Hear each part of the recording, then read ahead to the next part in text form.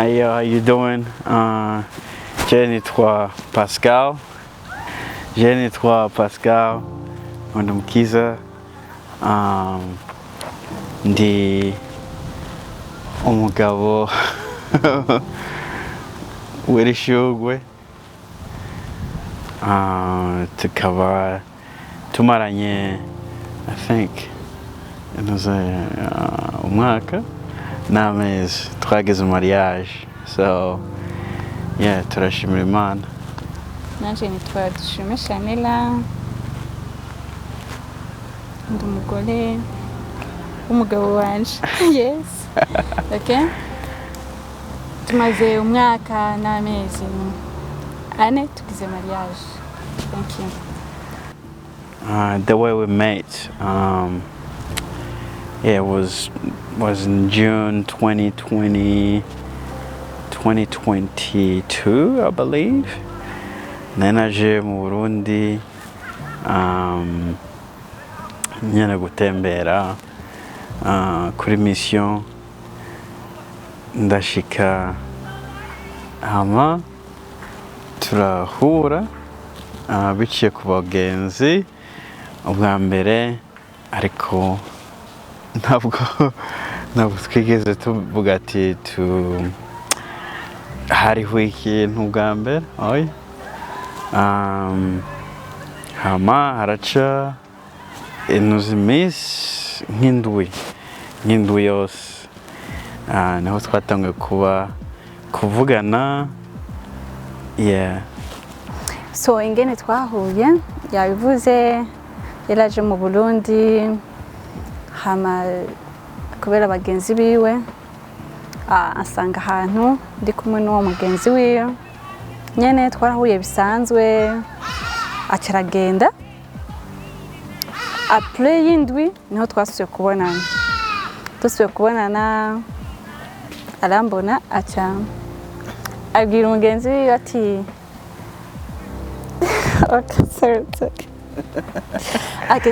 turashaka kuja gutemberera urya mukobwa.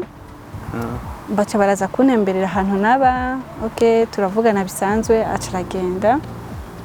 Tuca dupanga programa yuko dimanche tuzojana gusenga, kuko uwo musi baje kuntemberera yari samedi. Tugiye gusenga iyo dimanche nye turajana gusenga, turaryoherwa muri eglise. Dutashe turataha. Après yo kuva gusenga uyu musi nyene dimanche tuje turabonana, niho ku mugoroba nyene yaciye atangura kumbwira ibintu z'urukundo. Y'urukundo? Yes. Ndakwandikira aca ndamusaba inamba, umutipe ndakwandikire kuko yari kurivura.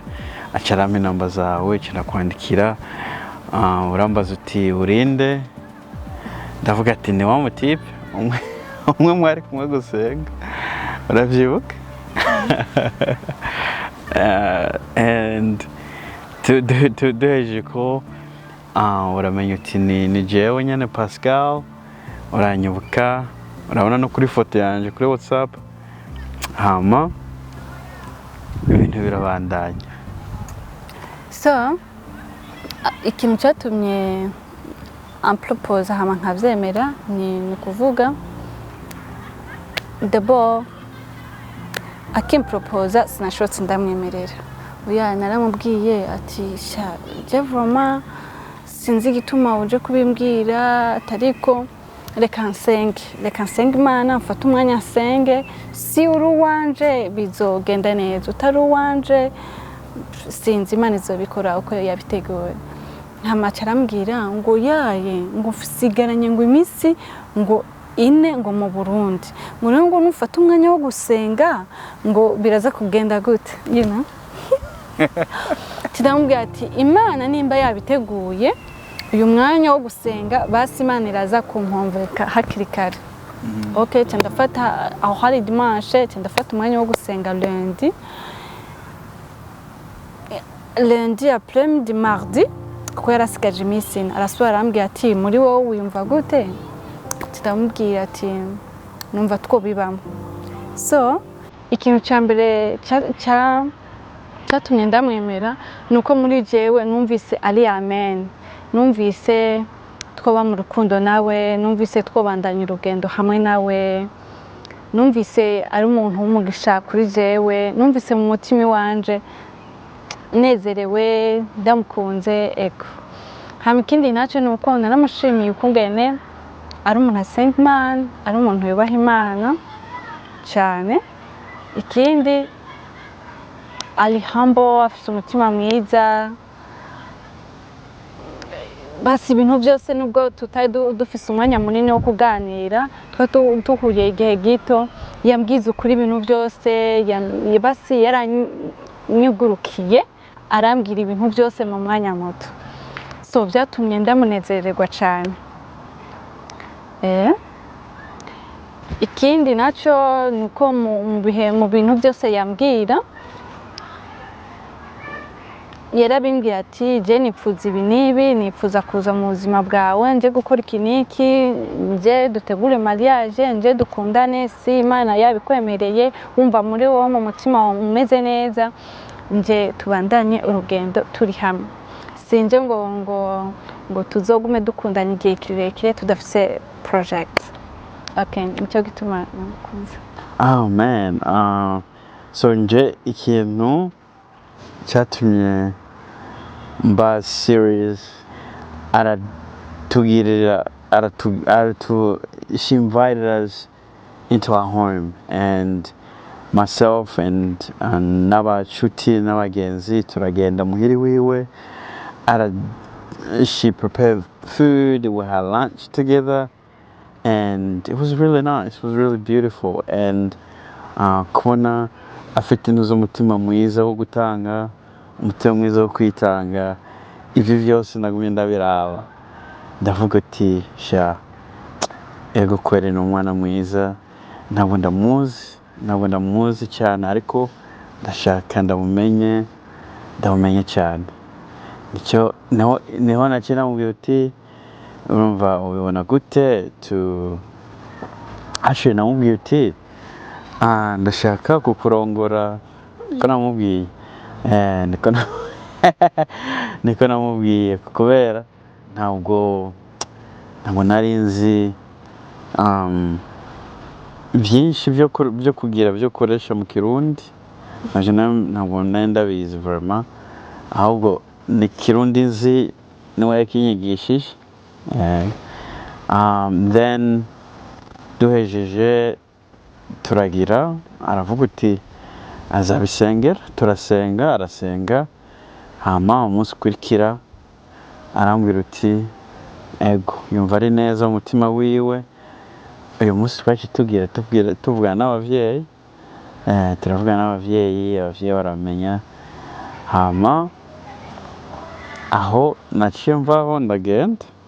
So amaze urumva yarasigaje iminsi 4 aca aragenda. Amaze kugenda je muri jewe nariyumviriye eske kweli ibiye dusize tuganiriye ko tubiganiye mu minsi 3 bizokurikira gute?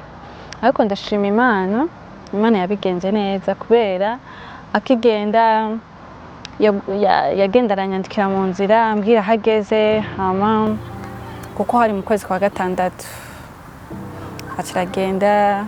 Ashitseyo tubandanya tuvugana tuganira neza, mbona ibintu biri ku muvuduko mwiza, tuguma tubazanya ibibazo, ambwira ibyo tutashoboye kuganira kiri ngaha turabiganira. Abakuru biwe baba hariya nyene arabama, turavugana, famiye ziri hariya, nanje arambwira ati uzogende ubwire famiye ko bufise umuntu. Ndatangura nyene ndabibwira famiye, abantu bakenya nyene bakantahura nyene nka bose barantahuye. Gusa nyene barambaza ati none ko mutari kumwe bizogenda gute? Ndamubwira ati je turiko turavugana bimeze neza. So biriko birabandanya, arambwira ati none dutegure mariage. Ndamubwira ati byari byo atari kumenga turabihutishije gato, turabinyarukije. Acarambwira ati oya ntitubinyarukije kubera Imana muri twebwe ko twumva turi amen. Ati ni vyiza reka binyaruke. ok rero tuca ndabimwemerera aca aravuga ati reka dutegure mariage mu kwezi kwa mbere ndamubwira nti nta kibazo reka turabe ko mu kwezi kwa mbere vyokunda ariko ntibyashoboye gukunda twaca tushira mu kwezi kwa kabiri mu majambo make twabandanyije tuvugana neza ari hariya tuvugana neza cyane ibyo dutegura tubitegura hamwe kugeza azi defi nahuye nayo muri urakumbura umuntu uriyumvira ukavuga ati mbega ibi bintu ndimo ntabwo ari filme ni iby'ukuri ariko kubera nyine muba muri ko muganira n'umuntu muhuza muraza murabiganira bya byiyumviro byo kwiyumvira ati ibi bintu ndimwo bizocamwo canke bizoherera hehe bikaguheramo defi nahuye nazo nuko ndabona namukumbura ikindi hari igihe wiyumvira ati ibi ndimwo turiko turategura bizogera bishike canke bizoherera mu majambo rero iyo ubonye bishitse uranezerwa cane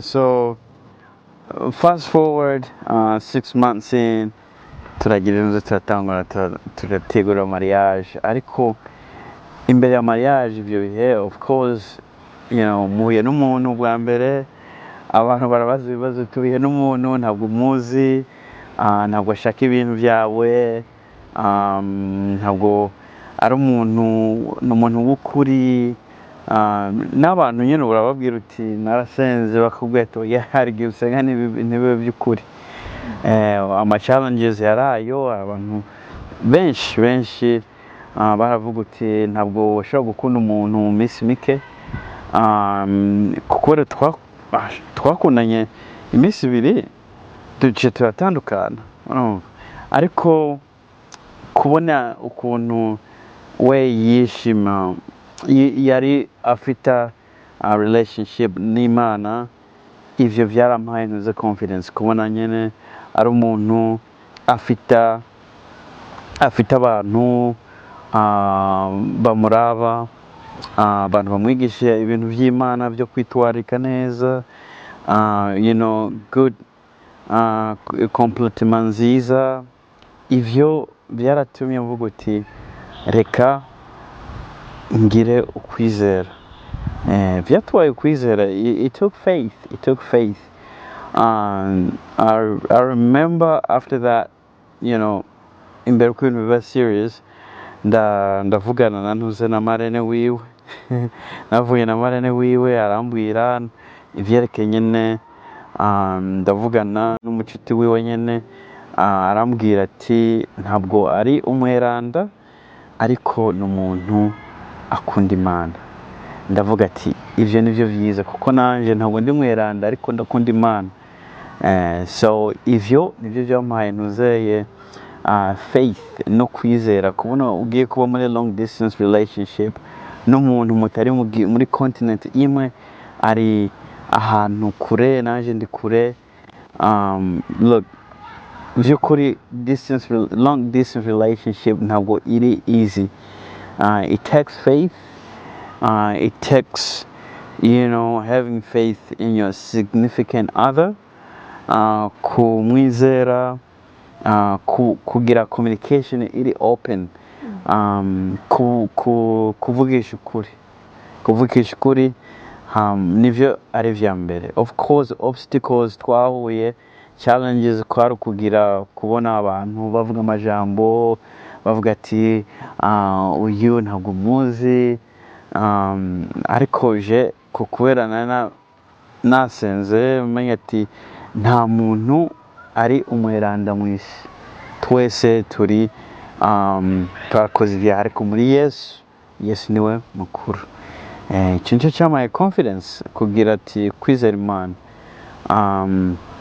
hama turagira ntuze mariage madame kuva tugize mariage icyo gihe namenye ibintu byinshi of course uko umenya umuntu twaravugana byinshi ukamenya ukuntu ashavuye igihe kimutwara ashavuye